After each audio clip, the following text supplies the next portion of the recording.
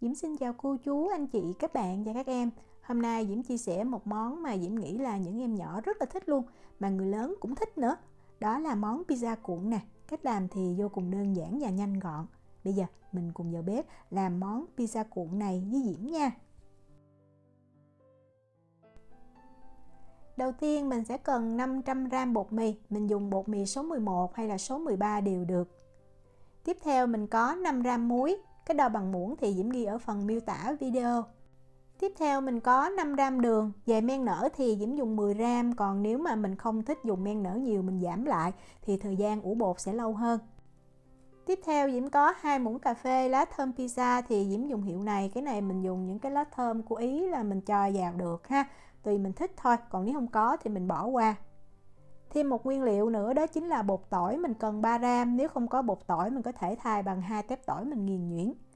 Nước thì mình cần 250g và mình dùng nước lạnh nha.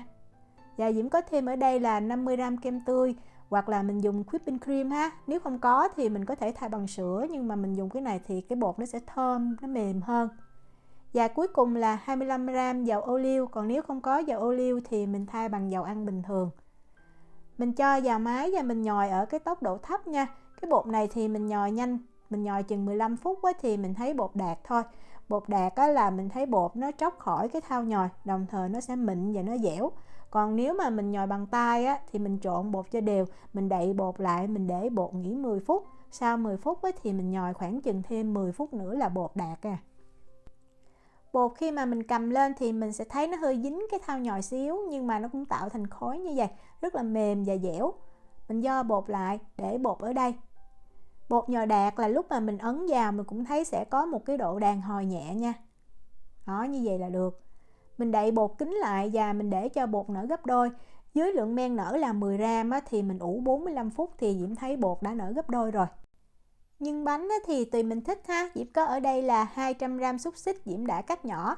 Ở Na Uy thì mình mua cái loại xúc xích này, nó có phô mai ở giữa rất là ngon.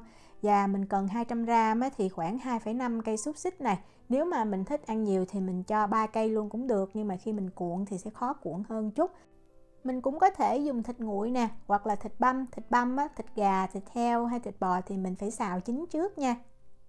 Phô mai thì Diễm dùng cái phô mai dành cho pizza hay là phô mai mozzarella, và cho vào trong bánh thì mình cần 200g. Và sau khi mà mình cuộn xong thì mình sẽ cho lên trên mặt bánh, thì mình cần thêm 50g nữa, tổng cộng là 250g nha. Bột sau khi mà Diễm đã để nghỉ được 45 phút thì nó đã nở lên gấp đôi như vậy. Mình không cần đấm xẹp bột gì hết ha, mình nhẹ nhàng mình lấy bột ra khỏi cái thau nhồi nè.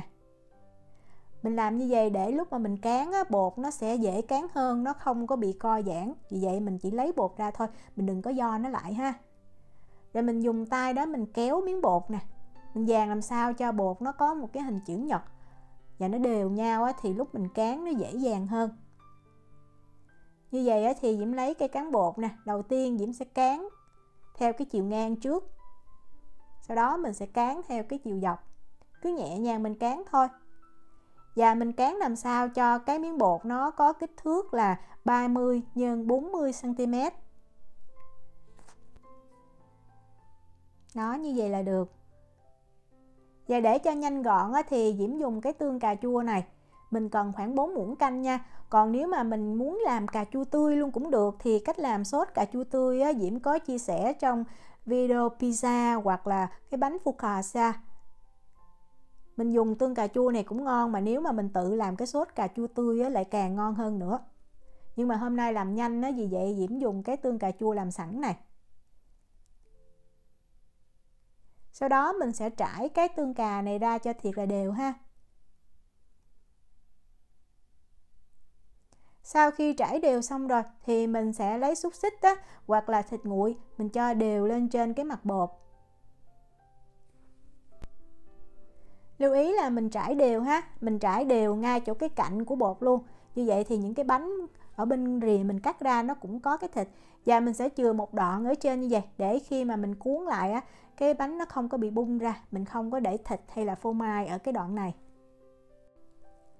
Và sau đó mình sẽ lấy phô mai đó, mình rải đều lên. Mình có thể dùng phô mai bào sợi như vậy, hoặc là phô mai thành từng lát mình xếp lên cũng được luôn.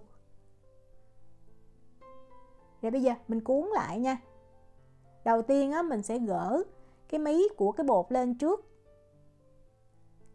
Sau đó mình nhẹ nhàng mình cuốn. Cái bột này thì nó rất là mềm, và nếu mà mình có cái miếng silicone như Diễm lót ở bên dưới như vậy thì nó không có bị dính, mình không cần phải dùng bột áo gì hết. Đó, mình cứ nhẹ nhàng mình cuốn. Nếu mà mình thấy phô mai nó bị rớt ra ngoài đó thì mình cứ lấy mình cho vô lại bên trong. Đó, như mình thấy ở đây, cái rìa thì mình không có nên cho nhân ha. Rồi sau đó mình sẽ lăn cái miếng bột trở lại cho nó nằm ngay giữa để mình dễ cắt, và cái mí mình để cho nó nằm bên dưới nha. Đó, như vậy. Và mình sẽ chia cái phần bột này ra làm 16 phần bằng nhau. Diễm thích chia như vậy tại dễ dàng. Đầu tiên thì mình sẽ chia làm đôi, sau đó mỗi bên mình lại chia làm đôi nữa. Và cứ như vậy mình chia thôi, mình sẽ được 16 cái bánh pizza nhỏ. Và Diễm thấy mình ăn mình cầm cái trên tay cũng rất gọn, nhất là cho những em bé nhỏ ăn đó. Mình cứ cắt như vậy, rồi mình mới lấy bánh ra sao ha, để những cái khoanh bánh nó tựa vô nhau thì cái nhân nó không bị rớt ra ngoài. Ở ngoài rìa đó mình lấy tay mình chặn lại, như vậy mình cắt sẽ dễ nè. Mình lót tờ giấy nướng bánh bên dưới nha, và mình lấy thêm 50g phô mai đó mình cho lên trên như vậy. Sau khi cho phô mai lên rồi thì mình để ở đây cho bột nghỉ 20 phút là mình có thể mang mình đi nướng được. Mình để bột nghỉ như vậy để bột nó mềm hơn và nó nở hơn chút, thì khi mà mình nướng xong cái bánh nó sẽ mềm, nó xốp hơn.